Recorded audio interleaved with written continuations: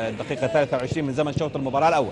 مقطوع الكرة من حسين عبد الغني، ملعوبة إلى أخوان بينو، وان يحاول يتقدم، السهلاوي يحاول أخذ المركز، السهلاوي الكرة في الأمام، لا وجود للتسلل هذه المرة، والكرة في المرمى، هدف ثاني، هدف ثاني للنصر، هدف جميل في الدقيقة 32، هدف أحلى من الملغي، هدف أحلى من الملغي، وهدف خامس لمحمد السهلاوي في دوري زين السعودي المحترفين.